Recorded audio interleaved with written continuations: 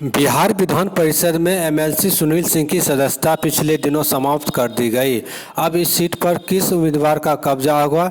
इधर राजनीतिक विश्लेषक डॉक्टर सुनील कुमार सिंह ने कहा कि ये आंकड़ा बता रहा है कि ये सीट राजद के पास नहीं जाकर एनडीए के पक्ष में जाएगा। एनडीए में किस घटक के पास जाएगा, इस पर उन्होंने कहा कि इस तरह के कोई होते हैं तो जेडीयू सीटें लेती है और जेडीयू के झोली में जाता है। जेडीयू में इस पर कौन उम्मीदवार होगा, उन्होंने कई नामों की संभावना भी जताई है। देखिए, अभी जो रिक्त पद हुए हैं, सुनील सिंह का सदस्यता रद्द हुआ है। वो एक चुनाव होंगे, उपचुनाव विधान परिषद के, और संभावित पद किनको जाने की बात है, अटकलें बहुत हैं। लेकिन जो आंकड़े बताते हैं ये राजद के कोटे में नहीं जाकर के एनडीए के कोटे में आएगा, क्योंकि आंकड़ा एनडीए के फेवर में है। और इस कारण से एनडीए में अब किनके पास जाएगा घटक दलों में, तो ज़्यादातर देखा गया है कि जो भी एनडीए के होते हैं इस तरह के नामांकन या कोई, तो उसमें जदयू, ज़्यादातर जदयू ये सीटें लेती हैं और जदयू के झोले में जाता है। तो अब जदयू के झोली में फिर कौन, अटकलें बहुत हैं, चर्चाएं बहुत हैं। लेकिन जो सामान्य सी बात है कि जब जाति प्रथा है बिहार में, तो सुनील सिंह राजपूत जाति से आते हैं, तो ये राजपूत जाति के खाते में ही जाना चाहिए।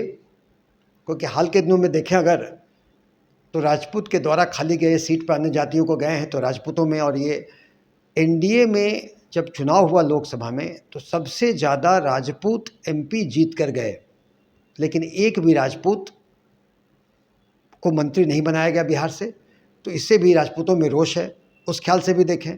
और इसमें अगर देखें तो विधान परिषद के सभापति जिन्होंने सदस्यता रद्द की वो भी राजपूत, सुनील सिंह भी राजपूत।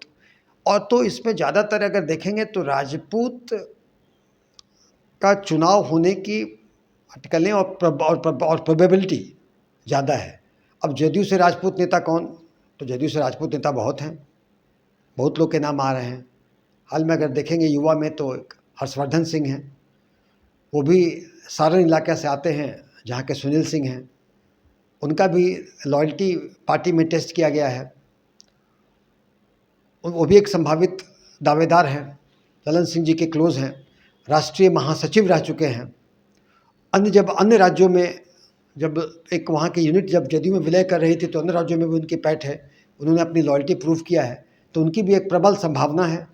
इसके साथ ही देखेंगे तो राजपूतों में अन्य नेता जो देख रहे हैं वो भी दावेदार हैं। नाम गिनाने को तो बहुत हैं, छोटू सिंह हैं, ये लोग हैं, सब दावेदार हैं।